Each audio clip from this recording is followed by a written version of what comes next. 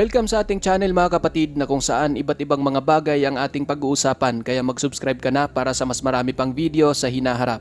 Sa ngayon ay sama-sama nating alamin kung ano ba ang mga ipinagbabawal na sandata sa isang digmaan. Ang ideya ng paglilimita ng mga armas sa pakikidigma at ang mga epekto nito sa mga sundalo at sibilyan ay napagkasunduan ng iba't ibang mga bansa. Nilayo ng mga ito na huwag gumamit ng mga sandatang labis na hindi makatao kung kumitil ng buhay, na ang ilan nga sa mga ito ay ang mga sumusunod. Poisonous gas. Mayroong 5 uri ng chemical agent na ipinagbabawal na gamitin sa digmaan. Ang mga ito ay ang blood agent, blister agent, nerve agent, choking agent at ang needle agent. Ang tinatawag na blood agent ay yung mga nakakalasong uri ng gas na kapag nalanghap ay humahalo sa dugo ng isang tao. Nagiging sanhi ito ng isang mahaba at marahas na kamatayan na kadalasan ay mula sa respiratory failure. Halimbawa sa mga ito ay ang phosgene gas at ang hydrogen cyanide. Ang tinatawag naman na blister agent, ito naman iyong nagdudulot ng matinding chemical burn sa balat at mata ng tao. At kapag nakalanghap ka naman ito ay maaari mo ring ikamatay. Halimbawa naman sa mga ito ay ang mustard gas. Ang nerve agent naman na tinatawag ay yung sumisira sa ating mga neurotransmitter o yung nagpapagana sa ating mga organ. Halimbawa dito ay ang VX at sarin. Maaring malanghap ang nerve agent o masipsip ng balat, at kapag nangyari ito, malupit ang magiging epekto dahil mawawala ng kontrol ang biktima sa kanyang katawan na sa kalaunan ay hahantong sa pagkasawi mula sa respiratory failure. Ito namang choking agent na uri ng poison gas na katulad sa phosgene gas ay may kakayahang pahirapan sa paghinga ang isang biktima. Nagiging sanhi ito ng pagkaipon ng mga fluid ng katawan sa baga na sa kalaunan ay hahantong sa tuluyang pagkasawi dahil sa pagkalunod. Ang tinatawag namang needle agent, ito naman yung mga poisonous gas na sobrang nakakairita sa balat ngunit hindi ito naglilikha ng mga blister. Non-detectable fragments. Mahigpit na ipinagbabawal ang mga armas na nagtataglay ng mga non-detectable fragment o yung may mga maliliit na parte na hindi nadidetect ng metal detector kapag tumatama sa biktima. Halimbawa ang mga armas na mayroong maliliit na plastic, kahoy o salamin na kumakalat. Ang pinakarason kung bakit ipinagbabawal ang mga non-detectable fragment sa mga armas dahil lubhang malalagay sa tiyak na kapahamakan ng isang biktima. Hindi kasi nakikita sa x-ray ang mga maliliit na plastic, kaya hirap at mano-mano itong hahanapin ng mga doktor na mag-oopera. Mahigit 80% ng mga bansa sa mundo ang lumagda sa kasunduan sa pagbawal ng non-detectable fragments, at bagamat may ilang mga bansa na hindi bahagi nito, hindi naman sila gumagamit o gumagawa ng armas. Cluster bomb. Ang cluster bomb o cluster munition ay isang uri ng armas na nagtataglay ng napakaraming explosive submunition. Karaniwan itong hinuhulog mula sa eroplano o di naman kaya ay pinapalipad mula sa lupa o mula sa mga barkong pandigma. Ang sistem ng armas na ito matapos may release ay bubuka ito sa itaas pa lang na siya namang magpapakawala ng napakaraming mga submunition na maaring kumalat sa target na mas malawak pa sa isang football field. Ipinagbabawal ang paggamit ng ganitong armas dahil unang-una hindi ito isang uri ng guided bombs, kaya maging sibilyan, military o mga infrastruktura ay pwede nitong matamaan kung saan ito babagsak. Pangalawa, hindi lahat ng bumabagsak na mga submunition nito ay sumasabog, kaya napakamapanganib nito para sa mga sibilyan. Expanding bullet.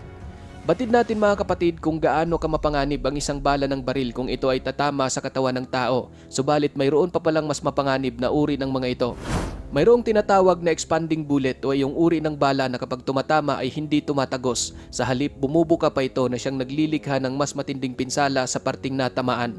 Ang ganitong mga bala ay ginagamit noon ng mga pulis sa Amerika upang mabawasan ang collateral damage kapag may pinupuntirya silang target.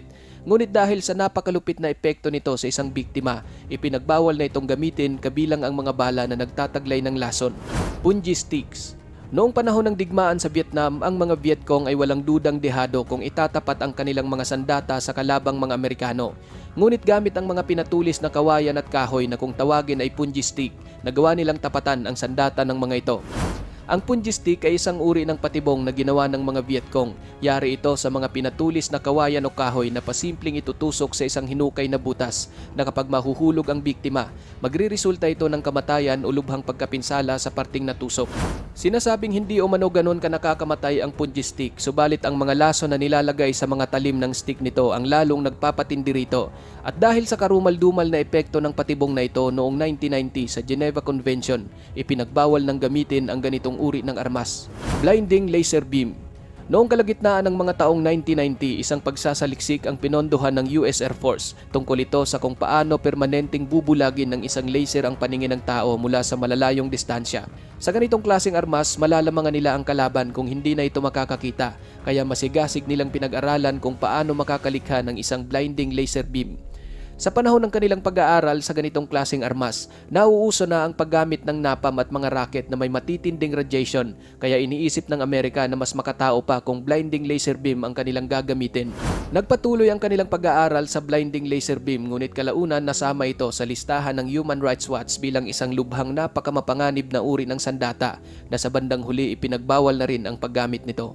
Chemical weapon. Mayroong iba't ibang mga sandatang kemikal tulad ng tear gas na ginagamit upang sugpuin ng mga protesta, mustard gas na naging karaniwan noong unang digmaang pandaigdig at sarin na isang nakakalaso na nerve agent. Bagaman ang mga nabanggit ay walang dudang mapanganib, ngunit mayroong chemical weapon na lubhang matinding epekto ang pwedeng gawin sa isang tao. Halimbawa dito ay ang VX, na kung lethal capability ang pag-uusapan, 10 beses itong mas malakas kung ikukumpara sa sarin. Kapag nalanghap o pumasok sa katawan ng tao ang chemical na ito, nagdudulot ito ng agarang pagkaparalisa, kawalan ng kontrol, pagkalito, pagkahilo, respiratory failure at sa huli ay ang pagkasawi. Katunayan, noong 2017, ang kapatid ni Kim Jong-un ay pinaslang sa paliparan ng Malaysia gamit ang chemical na ito. Mahigpit na ipinagbabawal ang paggamit ng ganitong uri ng armas at maging ang pag-iimbak. Ngunit dahil sa pagkakaroon ngayon ng maraming hindi pagkakaunawaan ng ilang makapangyarihang bansa, hindi imposibleng walang gumagawa o nag-iimbak ng mga ito. Ikaw kapatid, may alam ka pa bang mga armas na ipinagbabawal sa digmaan?